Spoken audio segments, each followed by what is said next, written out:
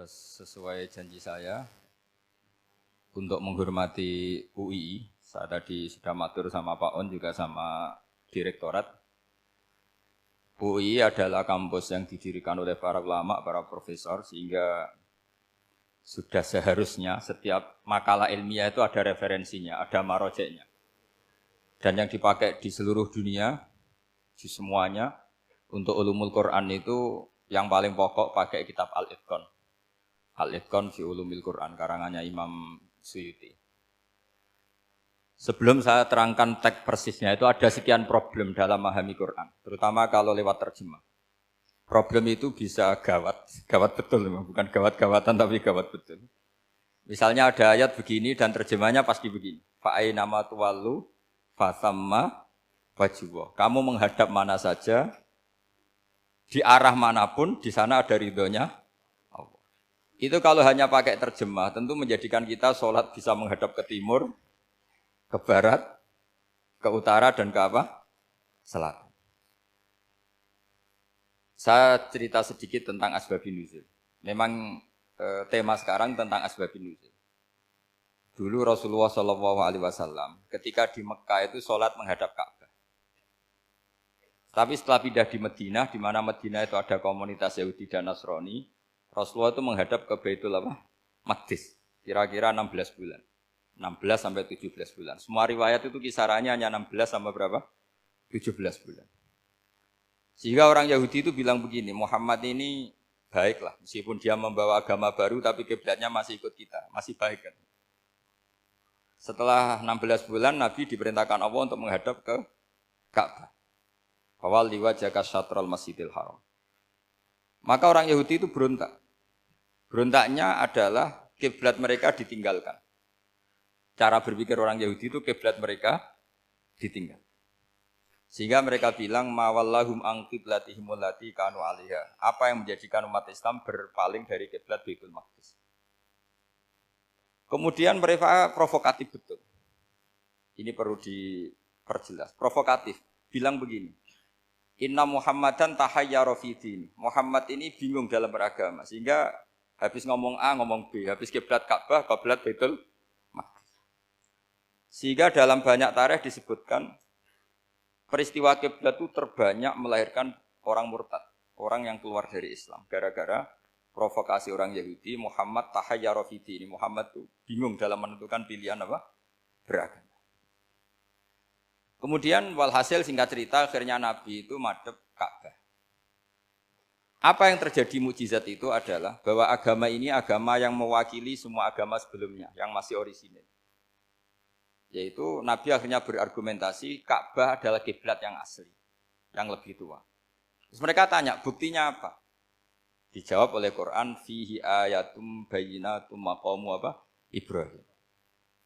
Ka'bah bukti tertua adalah di situ ada makam Ibrahim. Makam itu jejak kaki. Ya kalau bahasa Indonesia makam itu kuburan. Kalau dalam bahasa Arab makom itu jejak apa?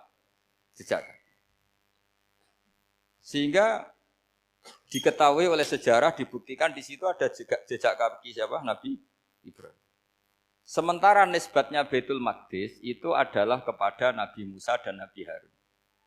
Yang ini adalah turunan dari Nabi siapa? Ibrahim. Hikmahnya apa? Begini, sebagai bukti bahwa Baitul Maqdis pernah menjadi poros Islam atau poros Tauhid, maka Nabi Muhammad pernah disuruh menghadap ke Baitul Maqdis. Buat inget-ingetan kalau ini pernah menjadi poros apa? Tauhid. Tapi tetap tua-tuaan masih tua apa? Ka'bah. Nah, kenapa tua Ka'bah tadi? Karena Ibrahim adalah Abul Anbiya, bapak dari para. Dan di situ ada jejak kakinya. Fihi ayatum bayyinatum maqam. Bukti itu belum cukup. Dibuktikan lagi bahwa Ismail kecil itu hidupnya di Ka'bah. Kita tahu sa'i bainas Safa wal Marwah adalah karena Siti Hajar sedang mencari apa? Air. Jadi ada bukti sekian, bukti empirik bahwa Ibrahim itu kiblatnya itu Ka'bah, bukan Baitul. Sehingga ada kata-kata fihi ayatum bayyinatum maqamu Ibrahim. Nah, tanpa ngerti asbabun nuzul, kamu akan mengartikan fa'ina ma tuwallu fasamma wajhuhu itu salah. Karena di situ kamu menghadap mana saja, maka di situ ada ridhonya Maka para ulama memberi catatan, maksudnya begini, kamu menghadap kemana saja, asal itu yang diperintahkan Allah, maka di situ ada ridhonya. Harus seperti itu maknanya, disesuaikan dengan konteks asbabin nuzul. Tanpa seperti itu tidak bisa. Dan masih banyak lagi kepentingan tentang asbabin nuzul. Jadi problem sekarang adalah banyak mufassir yang hanya mengartikan dari terjemah. Itu bahaya sekali. Jika ada orang yang menikah secara mut'ah, itu kan mirip kayak transaksi zina.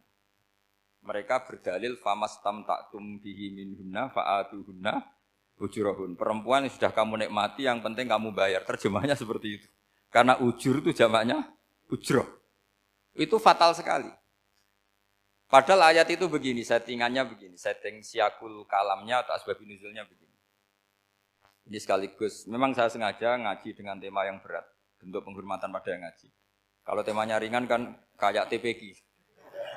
Jadi ini supaya gue keren-kerenan, ini ada doktor Pak Oni pernah dekan Fakultas Hukum.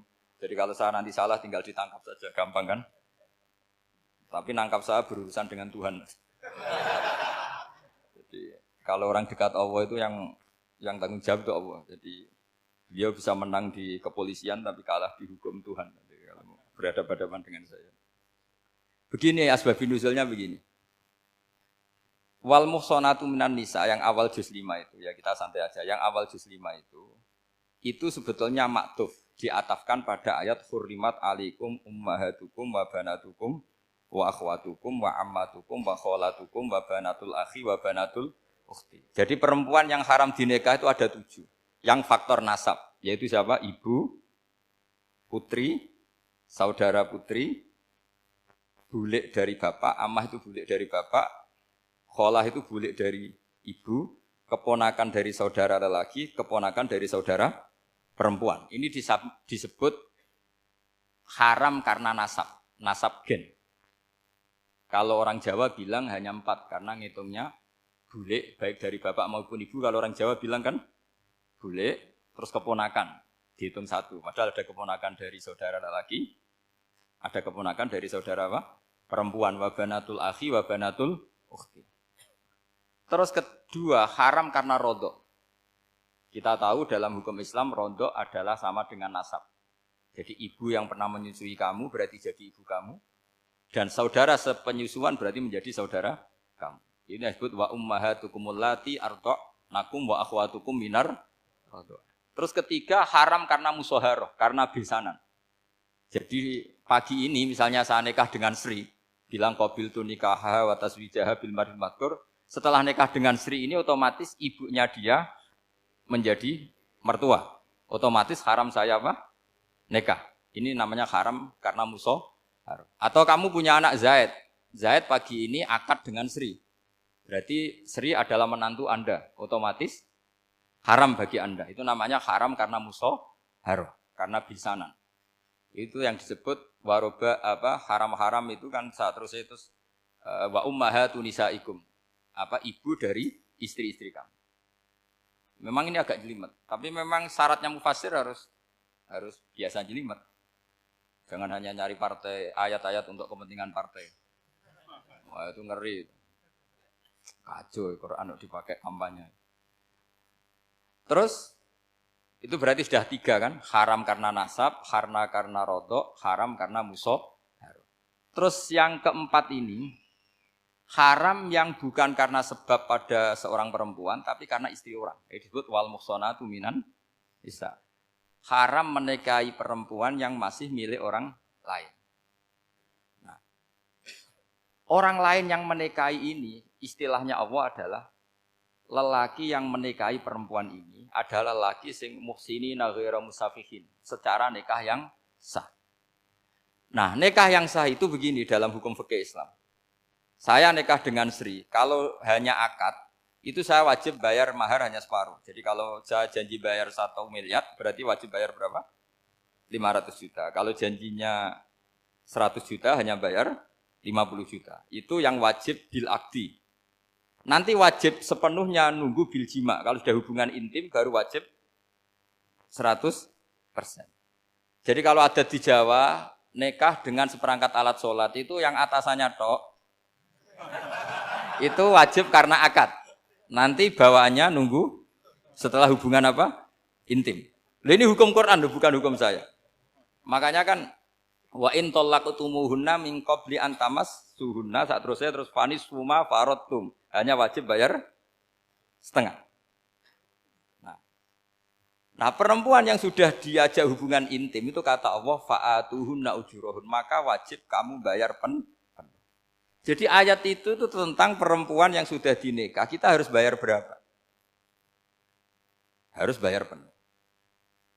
Ini penting saya utarakan. Nah, problem kita sebagai orang Indonesia, ini juga problem Pak On, problem semua kiai. Mahar di Indonesia itu nggak bisa dibahas di Quran. Karena keterlaluan, kecilnya itu keterlaluan.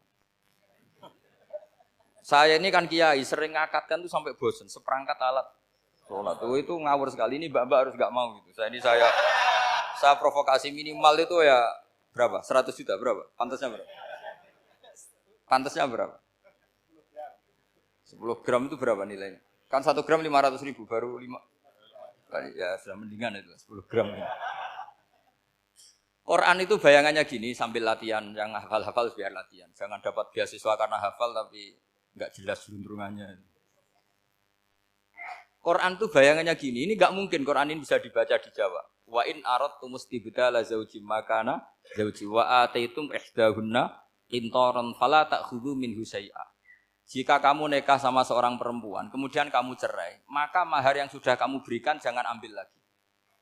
Karena mahar di Arab itu mahal, 100 juta, kadang mobil Alphard, kadang GMC. Sehingga setelah menceraikan tuh kebayang menarik.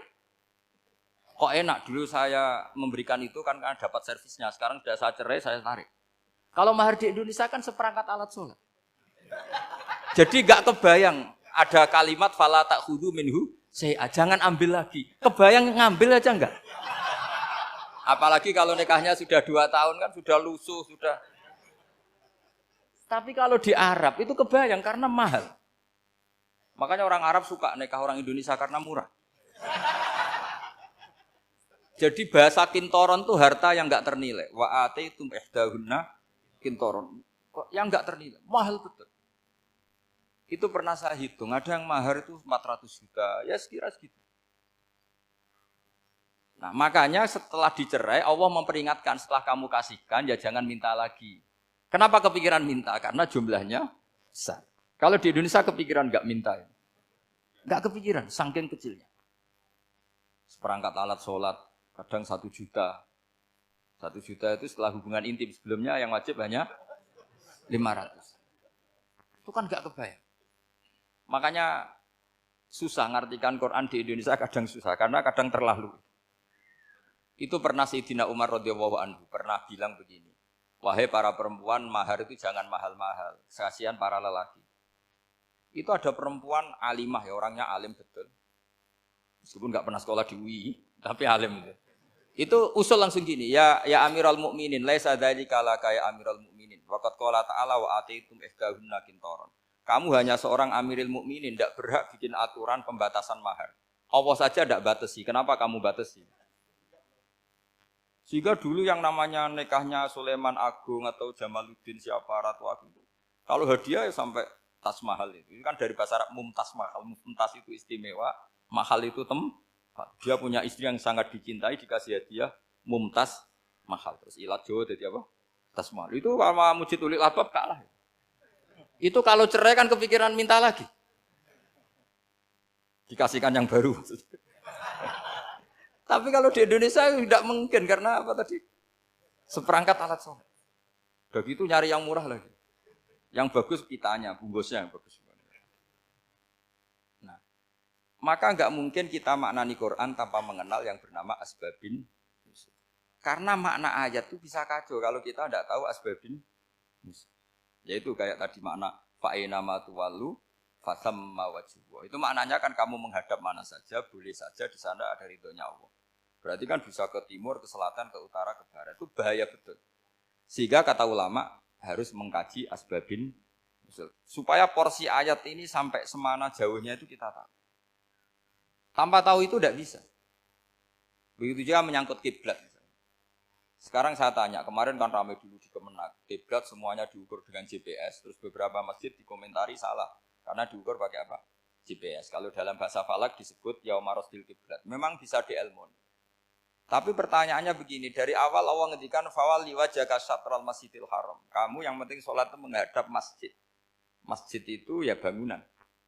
Sehingga kata Ibnu Abbas yang diriwayatkan banyak ulama mengatakan al-Ka'bah kiblatun li ahlil masjid wal masjid kiblatun li ahlil haram wal haram kiblatun li ahlil masyriq wal maghrib. Jadi kalau orang di dalam masjid kiblatnya harus Ka'bah. Di luar masjid kiblatnya asal bangunan Masjid Haram. Tapi di luar sini kayak di Indonesia boleh semua tanah. Kenapa begitu?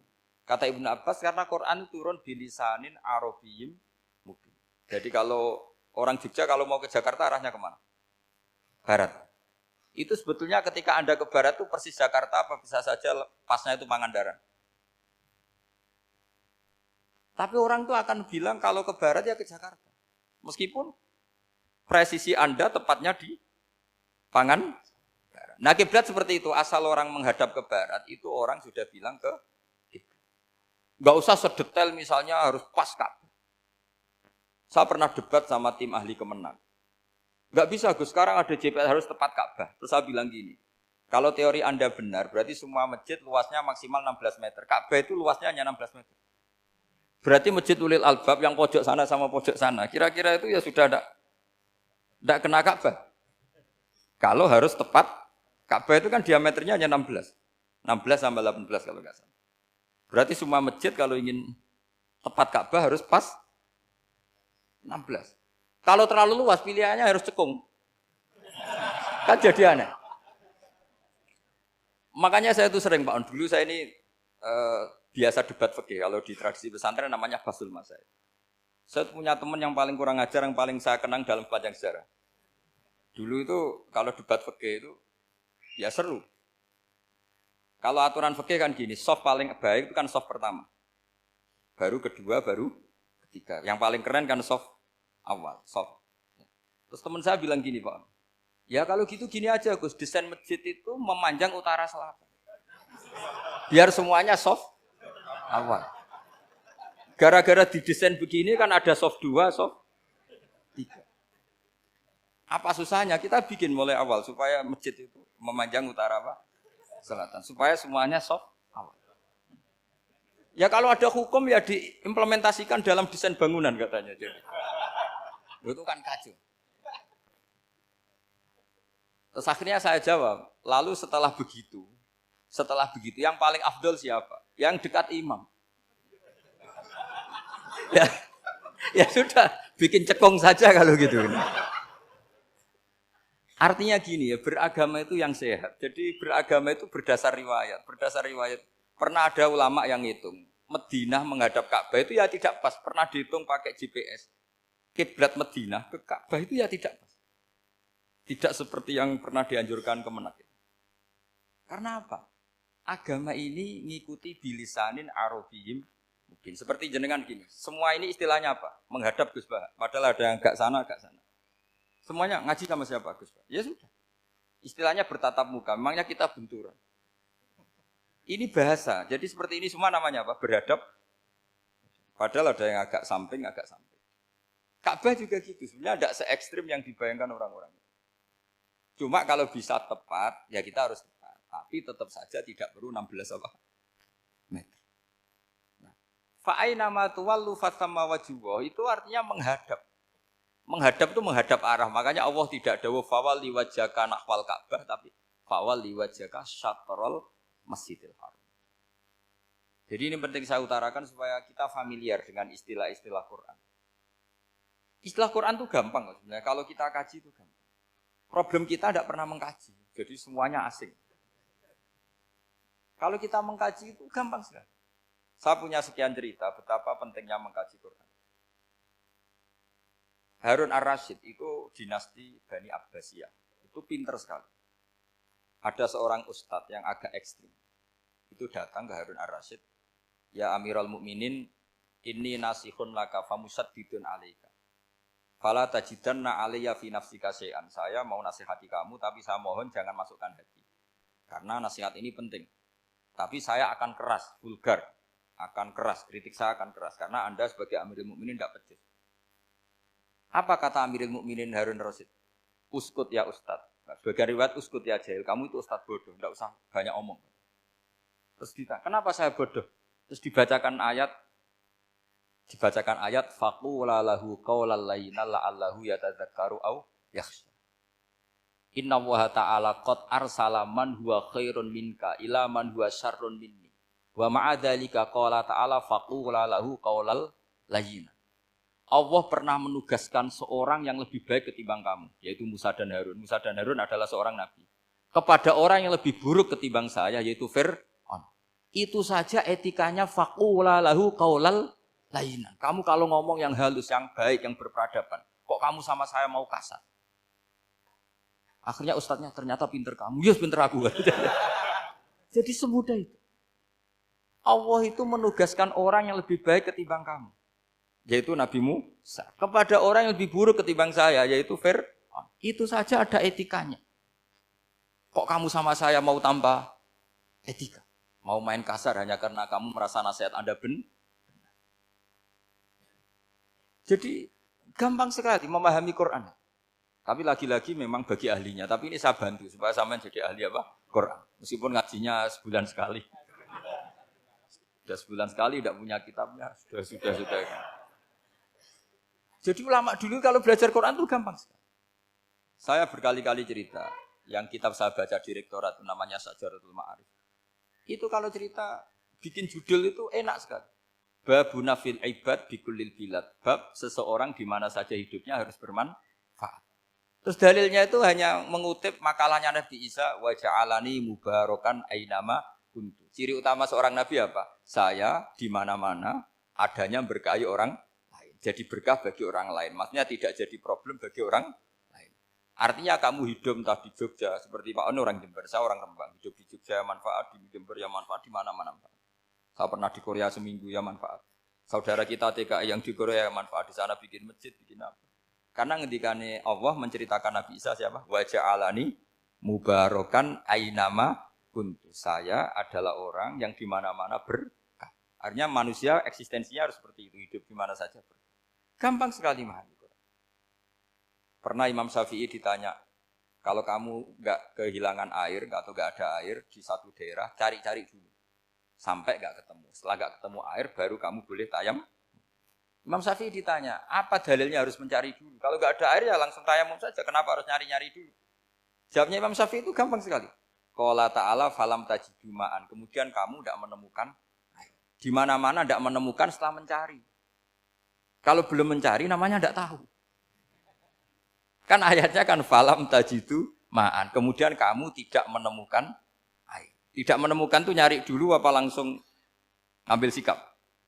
Nyari dulu, baru kesimpulannya tidak ketemu. Kalau belum pernah nyari namanya tidak tahu.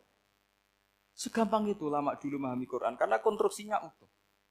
Yaitu mereka tahu betul bahwa Quran itu bilisanin Arabiyim. Ketika Futuhat Syam dulu itu dikuasai tentara Romawi. Era Sayyidina Umar Futuhat. Yerusalem dikuasai tentara Islam. Itu awal Sayyidina siapa? Umar radhiyallahu anhu. Ketika Futuhat mau ada pesta besar-besaran. Tapi Umar menolak. Ketika menolak, kenapa Anda menolak? Beliau hanya membaca ayat Innallaha ta'ala ayyara qauman faqala adhabtum thayyibatikum fi hayatikumud dunya. Allah itu mengkritik satu komunitas kaum yang zaman di dunia menghabiskan semua kenikmatan.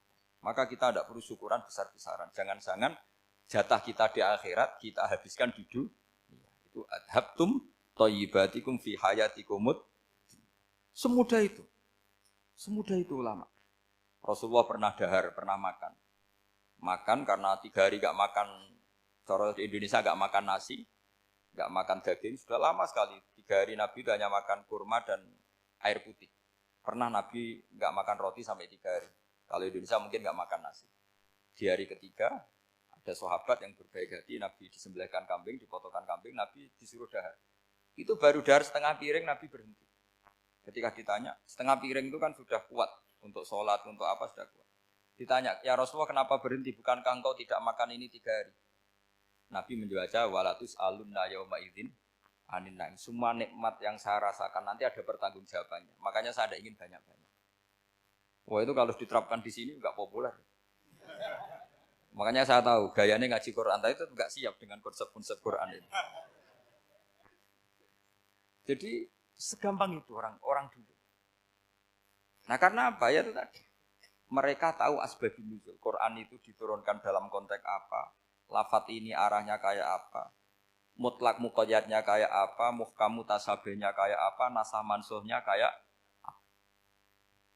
Nah sedikit saya cerita ini mungkin contoh terakhir supaya agak lama-lama nanti bingung kalau lama. Yang bingung ya saya.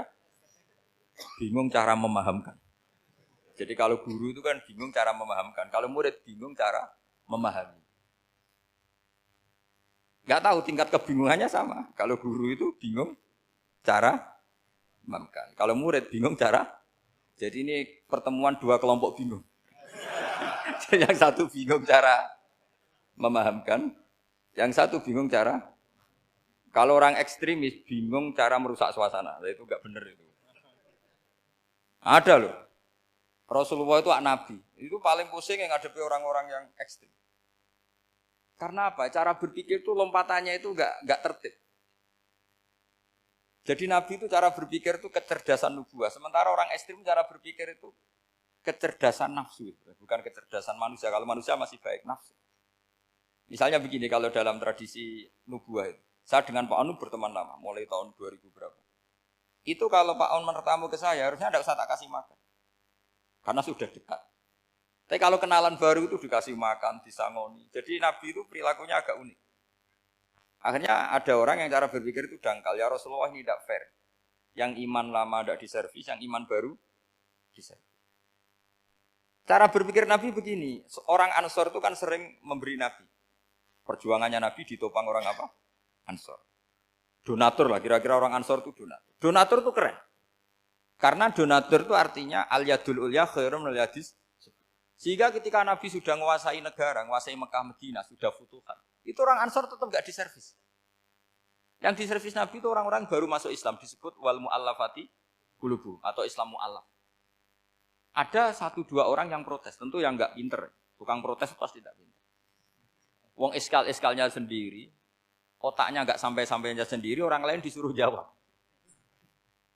Makanya di sini tidak ada tanya jawab, nanti iskal-iskal kamu sendiri, bingung-bingung kamu sendiri, saya disuruh jawab.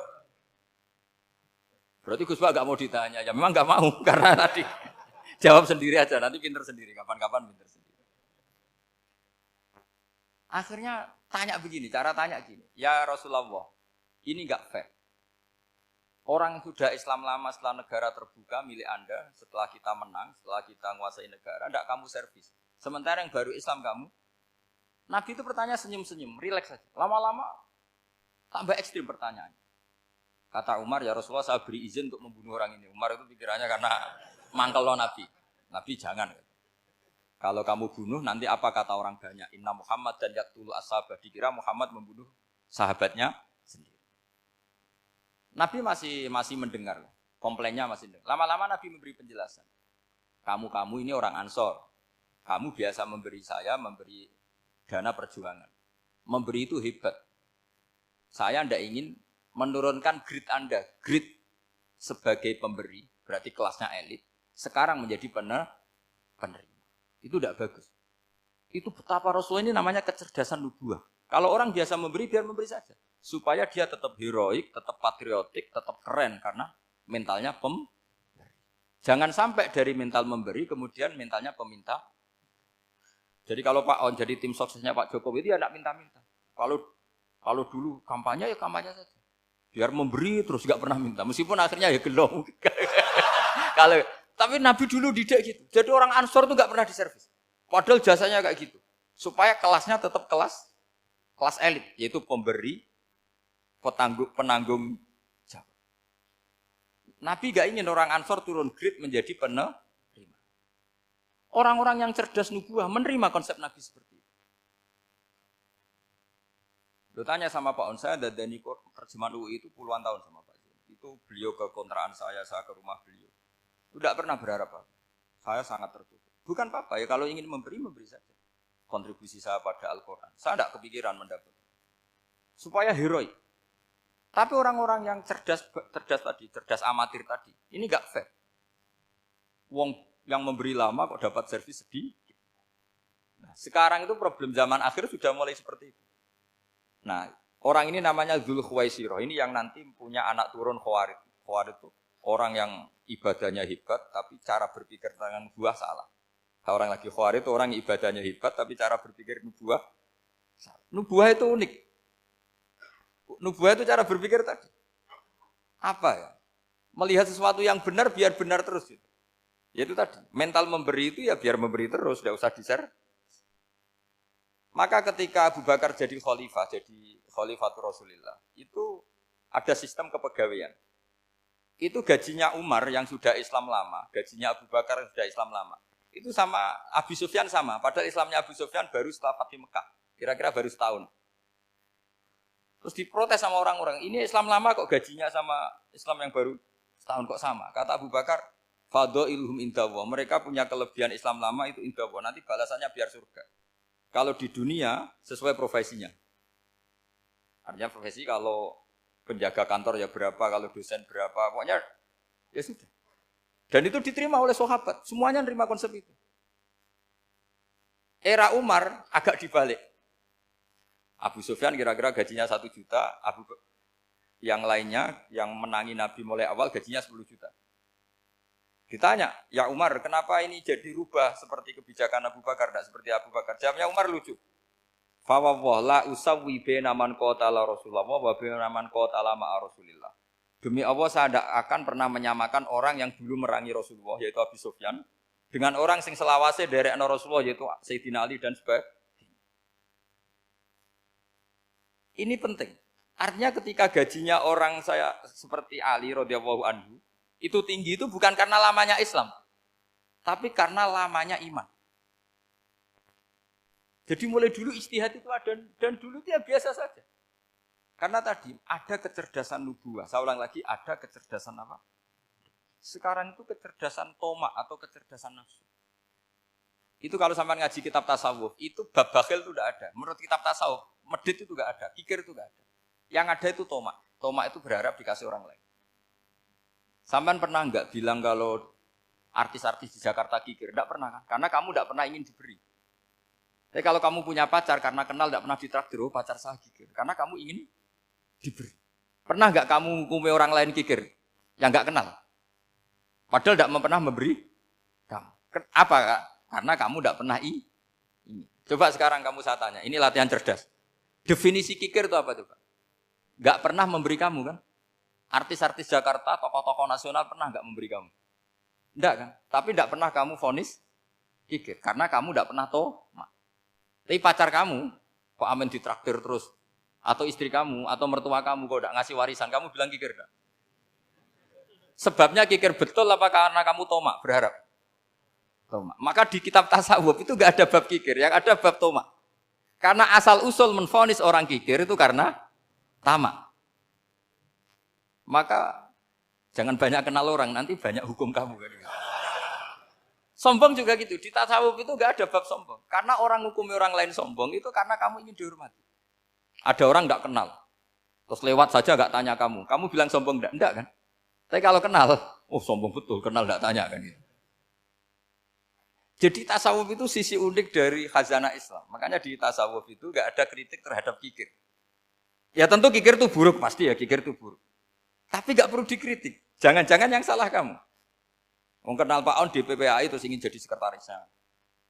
Terus ingin kenal Pak Jokowi ingin jadi menterinya. Nanti kenal rektor ingin jadi pegawainya. Ketika enggak diturutin bilang Pak Rektor kikir. Tapi orang lain ya Kak pernah berharap. Mungkin enggak menvonis Pak Rektor atau Pak On ini kikir. Enggak kan? Berarti vonis kikir itu status orang itu apa enggak kesampaian niat kamu? Memang agak jelimet ilmu tasawuf itu, tapi itu unik. Itu bagian dari khazanah apa? Islam. Makanya Rasulullah itu sering isti'adah minta perlindungan wa min toma'in fi ghairi matma'in. Ya Allah, saya tidak ingin berkeinginan yang tidak layak. Karena semua dunia ini dimulai dari keinginan. Coba kamu protes negara itu karena apa? Ingin makmur sejahtera tanpa kerja sehingga nyalakan menteri keuangan, menteri ini itu. Makanya kalau guyonannya ulama tasawuf begini, tak beri bocoran. Guyonannya orang tasawuf. Begini guyonannya. Anta lam tajid min nafsika kullama turid. Fa kaifa turidu min ghairika kullama turid. Kamu yang punya keinginan saja tidak bisa memenuhi apa yang kamu inginkan. Kenapa keinginan itu kamu timpakan ke orang lain untuk memenuhi kamu? Wong kamu yang punya keinginan saja tidak bisa mewujudkan. Kenapa keinginan Anda kamu timpakan, bebankan orang lain untuk memenuhi keinginan Anda? Misalnya kamu, Gus saya ini goblok, tolong pinterkan. Wong kamu yang ini saja tidak bisa. Kok menyuruh saya? Jadi kalau tiap tasawuf itu unik. Seperti kamu mencintai istri tulen, itu ingin kan dicintai istri tulen. Kamu sendiri kan nggak bisa cinta tulen, masih pelengahan sana sini. Kamu pacaran, ingin pacar kamu setia. Ternyata kamu bikin sekian alternatif. Kalau putus ini punya ini, putus ini. Tapi kamu ingin ini setia kan nggak fair. Makanya guyonnya orang tasawuf itu anta lam tajid min nafsika kullama turid fa kaifa turidu min ghairika kullama turid. Gampang tuh apalane pokoknya ratrit gitu aja gampang. Jadi kamu yang punya keinginan saja tidak bisa memenuhi. Kok orang lain disuruh memenuhi. Sehingga orang tasawuf itu malu betul. Misalnya saya kok ingin Pak On takdim sama saya itu kurang penggawean. Kalau saya ingin ditakdimi saya menakdimi diri saya sendiri. Makanya berbahagialah orang yang ngilu terus saya ganteng sendiri ya Allah. Saya kaya sendiri. Menunggu orang lain bilang kamu kaya itu repot. Menunggu orang lain bilang kamu hebat itu, ya sudah bilang aja, ya Allah saya hebat, ya Allah saya ganteng, ya Allah saya cantik. Daripada menunggu orang lain bilang apa? Cantik. Jadi ilmu tasawuf itu unik. Jadi kalau fikih itu yang dikritik itu kikir. Kalau tasawuf enggak toma. Karena orang yang kamu vonis kikir itu jangan-jangan tidak kikir, tapi mementingkan yang lebih penting. Misalnya ada teman yang tidak pernah naktir kamu, ternyata punya ibu sakit, uangnya dianggarkan untuk ibunya yang sakit, atau anaknya sekolah, atau keluarganya masih butuh biaya, ya, sehingga sama teman dia kikir. Hakikatnya kikir apa mementingkan yang penting?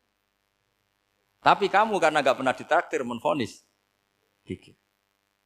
Nah, ini pelajaran, jadi makanya yang dianteni ilmu tasawuf itu toma, tamak tadi kalau dalam bahasa Indonesia, bukan kikir.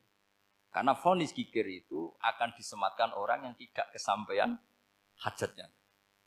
Pokoknya bapak saya itu, keluarga kiai itu ajarannya itu. Yang penting jangan berharap dari orang lain. Ini Pak On saksinya, saya dulu benahin terjemah itu nggak pernah ingin diperlakukan seperti ini. Ya ngaji aja. Karena pikirannya keluarga kiai itu sederhana. Kalau ngamal ya ngamal saja. Ngamal itu heroik. Makanya buyut-buyut kita semua ini kan pahlawan semua. Membela negara Indonesia jadi merdeka. Ya nggak pernah kebayang jadi presiden, menteri. Tapi sekarang nggak, ngamal sedikit saja harus jadi menteri. Jadi ini bahaya kalau dalam kelangsungan bernegara karena orang biasa transaksional. Awal negara ini dibangun berdasar heroik, bukan berdasar apa?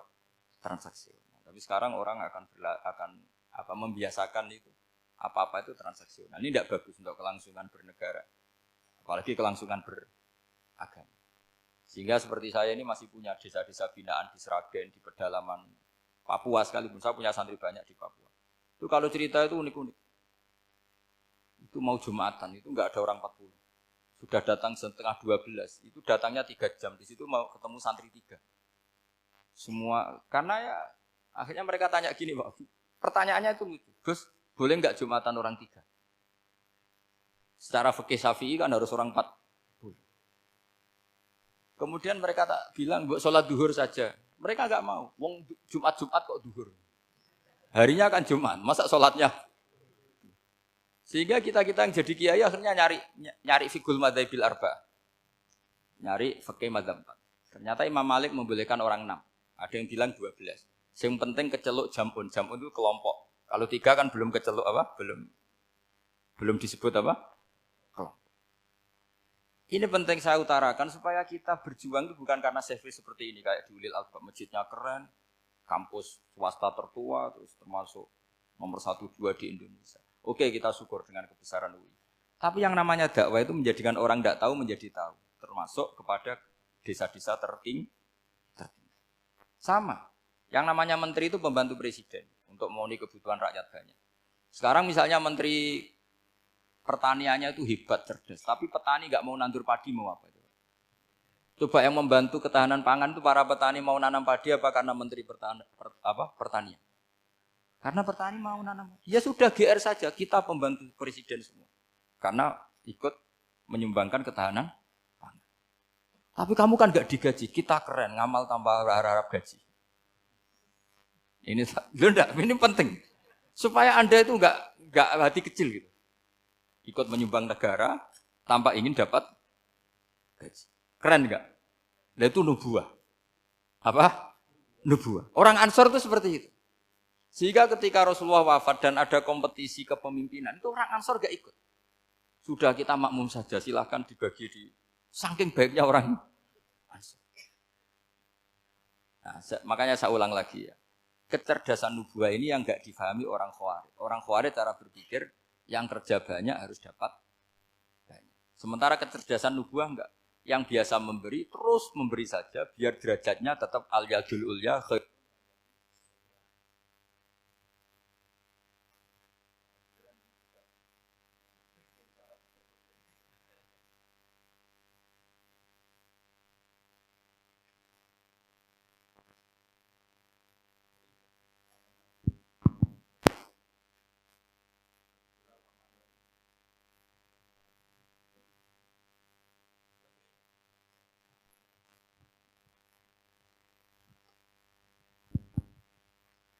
Bismillahirrahmanirrahim. Ini saya baca supaya dapat berkahnya ulama-ulama dulu. Karena ini dikarang oleh ulama yang dipakai rujukan seluruh dunia.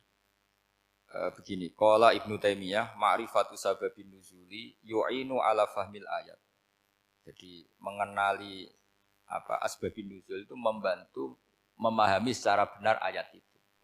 Karena tadi kalau ayat itu dipotong, itu maknanya bisa kacau kayak tadi famastam ta'tum bihi minhunna fa'atuhunna ujuruhun. Kalau diterjemah itu kan mendukung kawin mut'ah.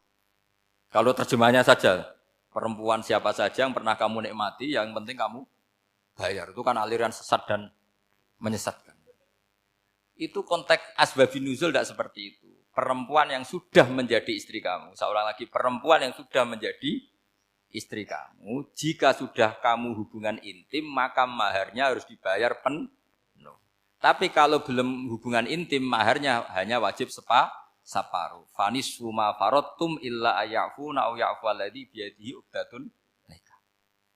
Tapi tadi kalau di Indonesia gimana Gus? Ya itu yang repotnya. Maharnya itu tadi mukena atasan dan apa? Bawahan. Wah kacau kalau di Indonesia. Sehingga kita bingung kalau dalam logika Arab kan gitu. Bayangannya kalau cerai, kata Allah fala ta'khudhu min syai'at. Harta yang sudah kamu berikan ke istri jangan diambil lagi. Sampai dilarang ngambil tuh karena jumlahnya banyak sehingga kepikiran ngambil. Kalau di Jawa enggak usah dilarang sudah tidak akan ngambil karena rukuhnya sudah lusuh. Itu susahnya baca Quran di Jawa. Karena dari awal maharnya terlalu apa? Kecil. Terus beliau Imam Suyuti termasuk di sini menyontohkan yang pasti salah kalau difahami yaitu tadi ayat apa itu fa inama tuwallu fastamma wajib.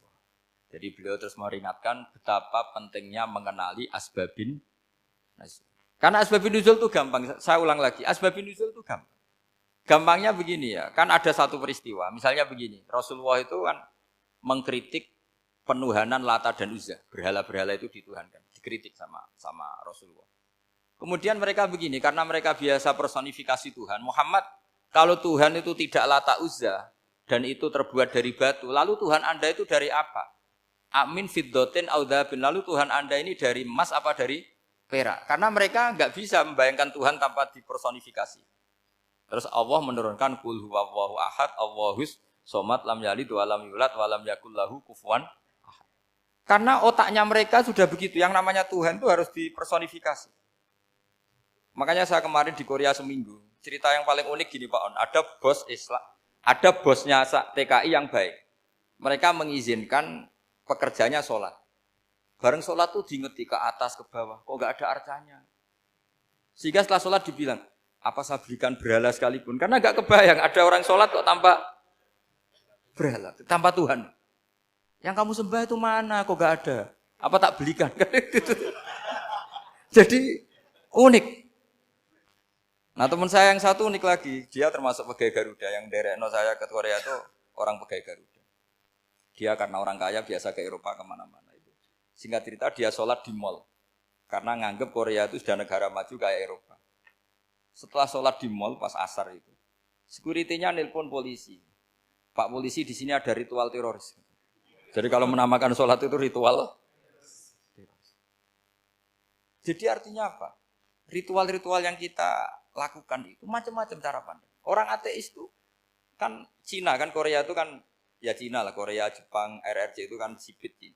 Itu ya yang namanya ibadah sembahyang harus ada patungnya atau ada arcanya atau ada benda-benda. Orang Islam kan nggak ada sama. Makanya mereka itu kok bisa? Problemnya kita, saya ulang lagi, ini problemnya. Problemnya kalau ada itu ya repot. Begini misalnya, ini masih tentang asbabun nuzul. Ini contoh terakhir, tentang masih asbabun nuzul. Umar radhiyallahu anhu, sahabat Umar itu kalau mencium Hajar Aswad itu sambil gedumel. Tidak berdoa, tapi gedumel. Masyhur. Itu ada di Bukhari. Alim tu annaka hajarun la tadurru wa la tanfa. Walau la anni ra'aitu Rasulullah qabbalaka ma qabbaltuka. Saya tahu loh. Nyium Hajar Aswad dicium, tapi sambil gedumel. Saya tahu loh, kamu hanya batu, enggak mandoroti, enggak manfaati. Kamu jangan GR, saya cium itu jangan GR. Kalau saja saya tidak melihat Rasulullah mencium kamu, maka saya ada sudi nyium kamu. Dah gitu aja. Terus itu tiap nyium Hajar itu tidak doa. Kalau kamu kan enggak minta kaya, minta macam-macam. Kalau Umar malah gitu. Nah, kenapa demikian? Itu ada asbabun nuzulnya. Umar itu saksi sejarah. Ketika Rasulullah Fathi Mekah, Nabi kan tawaf terus mencium Hajar. Itu di belakang masih banyak orang kafir. Kebetulan Umar masih di sana. Sudah Islam Umar, tapi dia di belakang.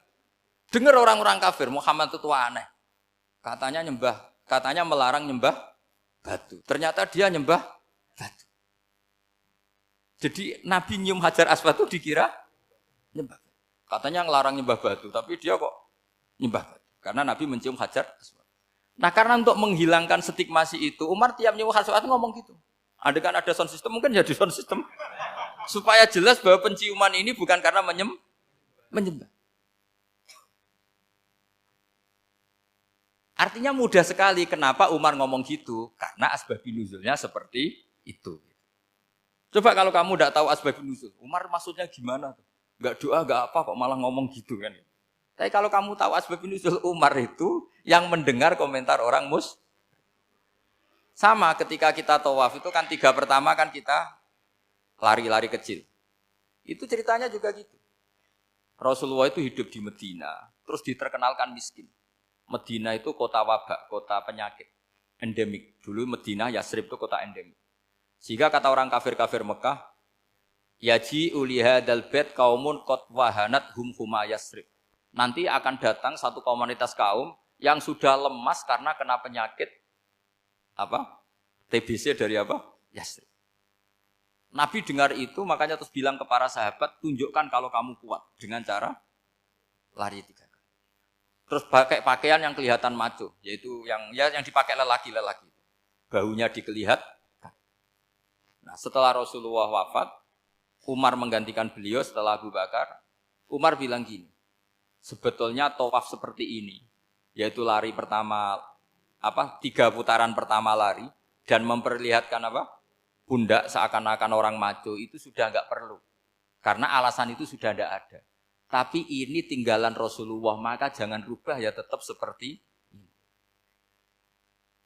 Akhirnya meskipun sudah tidak ada alasan tadi menjawab stigmasi orang kafir, tetap tawaf seperti itu. Jadi memang agama itu unik. Kadang kita harus tahu alasannya, tapi alasan itu kalau menjadi mahatul hukmi, pijakan hukum sah. Misalnya kamu terus bilang gini, ya berarti tawaf sekarang bebas, gak perlu seperti itu. Kan alasan itu sudah tidak ada. Nah di sini pentingnya riwayat. Riwayat itu begini, logikanya sudah enggak ada, tapi kaifiah itu, cara itu masih kita terus. Dan itu memang, saya ulang lagi, harus tahu asbabun nuzul. Saya beri contoh ya misalnya, wa idza darabtum fil ardi falaysa 'alaikum junahun an taqsuru minas shalah. Terus ayat di mana? In khiftum ayyaftinakumul ladzina kafaru. Jika kamu pergi dalam keadaan takut ditangkap orang kafir atau takut diculik orang kafir, maka kamu boleh mengqasar sholat. Itu jelas ada ayat in khiftum ayyaftinakumul ladzina kafaru. Jika kamu takut diculik orang kafir. Sehingga ketika ba'da Fathi Mekah, setelah Mekah dikuasai Islam, Umar tanya, "Ya Rasulullah, kenapa engkau masih sholat qashar? Bukankah kita sudah aman?" Waqad qala ta'ala in khiftum ayyaftinakumul ladzina kafaru. Allah ngendikan boleh mengqashar itu kalau dalam kondisi takut. Waqad kunna fi amrin, sekarang kita sudah aman. Jawabannya Rasulullah itu unik. Ya Umar hadihi shadaqatun faqbalu shadaqah. Ini sedekahnya Allah, bonus sudah terima saja, enggak usah catatan-catatan gitu. Sehingga era Umar ya ada lagi yang tanya Umar ke gitu. Terus kata Umar, sa'altu dzalika Rasulullah sallallahu alaihi wasallam faqala hadhihi shadaqatu wa faqbalu shadaqah. Sudah ini bonus dari Allah, terima saja. Ini kan unik. Padahal kalau secara disiplin ilmu kan begini. Kamu boleh mengqashar salat kalau dalam bepergian dan dalam keadaan takut. Logika hukumnya kalau tidak takut tidak usah.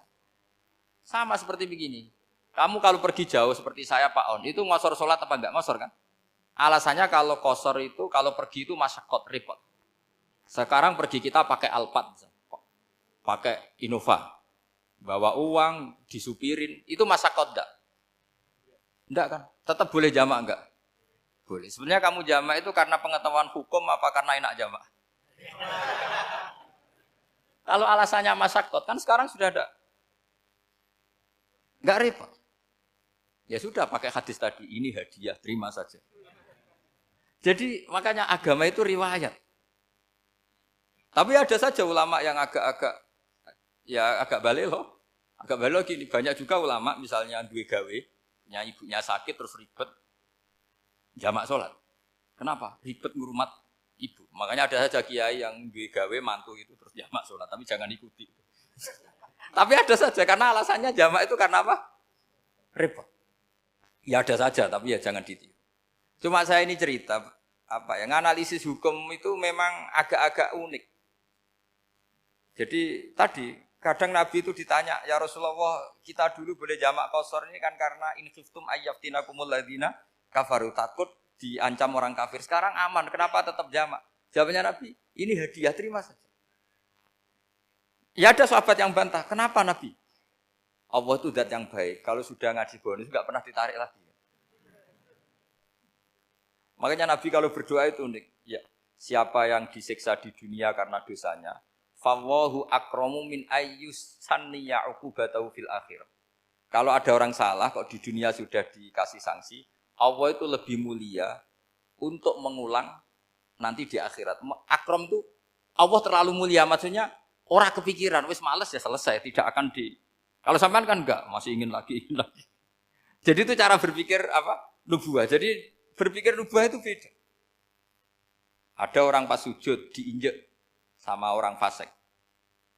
Diinjek, kemudian si yang sujud tadi, wallahu la yaghfiru wallahu laka, demi Allah tidak akan ngampuni kamu. Itu langsung Allah memberi wahyu sama Nabi di zaman itu. Bilangin yang sedang sujud itu, dia harus minta maaf sama saya, kata Allah.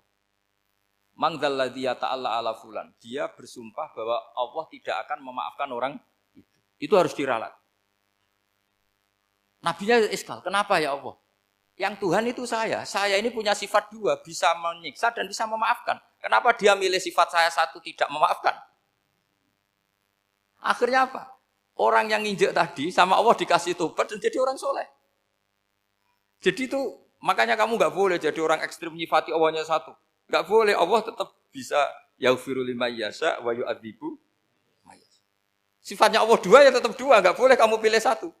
Misalnya kamu kan biasanya gini, yang ghafur untuk kamu, yang sadidul uqab untuk orang lain. Mesti kelakuannya sampean kan begitu. Enggak boleh seperti itu. Rasulullah kayak apa bencinya sama Wahsy? Karena Wahsy itu qatilul Hamzah. Yang membunuh Sayyid Hamzah siapa? Itu bencinya bukan main Rasulullah. Sampai maksud-maksud Wahsy.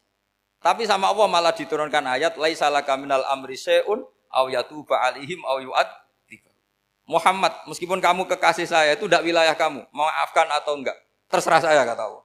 Ternyata betul, malah Wahsy dikasih tobat. Nah sekarang enggak, orang itu nyifati Allah sama orang lain syadidul iqab, kalau sama dirinya enggak boleh seperti itu. Allah ya sifatnya tetap dua. Jadi boleh kamu misalnya berdoa, ya Allah mbak yang cantik itu semoga dapat jadi istri saya. Mbaknya juga boleh berdoa, ya Allah naudzubillah min dzalik. Jadi ini adu kekuatan, nanti terserah nanti Allah pihak yang mana. Kayaknya pihak yang perempuan mungkin. Karena kasihan kan kalau cantik dapat orang apa? Jelek. Saya tuh andaikan boleh fatwa fikih, yang saya haramkan tuh orang jelek dapat orang jelek. Karena kasihan anak-anaknya, tahu-tahu jelek banget. Jadi itu kan kasihan itu. Jadi dalam Islam itu seperti itu. Jadi apapun benci kita sama musuh kita, Allah bisa saja memperlakukan musuh kita secara baik. Karena Allah itu yaghfir. Tetap kita harus sifati Allah yaghfiru liman yasha wa yu'adzibu. Jangan karena kita benci seseorang seakan-akan Allah sama dia pasti yu'adzib. Pasti menyik. Itu yang dicontohkan Allah kepada Rasulnya, itu beliau tidak cocok sama Wahsy, malah Wahsy dikasih petunjuk. Makanya terus ada ayat apa? Laisa laka minal amri syai'un aw yatuba alaihim aw yu'adzibahum. Muhammad, tidak wilayah kamu, saya menentukan mengadab atau mengampuni. Makanya rata-rata kiai ulama itu halim. Orang halim itu rileks. Layinal janib, tidak gampang menvonis orang lain. Biar Allah tetap dengan sifatnya yaf'alu ma biasa, bahwa Allah bisa melakukan apa saja. Soal kamu benci sama seorang, benci saja atas nama kamu. Jangan nyatut-nyatut Allah. Misalnya kamu cinta seseorang, wah ini yang calon presiden ini harus jadi presiden. Ternyata Allah menghendaki jadi menteri, mau apa? Ya Allah ya fa'alu ma yasha, mau apa coba? Yang kiai atau Pak On, DPAI, patutnya kan menteri agama itu Pak On. Tapi kalau Pak yang takdir gitu mau apa? Ya sudah, Allah ya fa'alu. Santai aja. Itu rileksnya ahlul ilmi, ya sudah santai saja. Ini negaranya Allah, ini kerajaan Allah, ini buminya Allah, ya Allah biarin ya fa'alu. Mas, jadi Tuhan Allah kamu yang repot.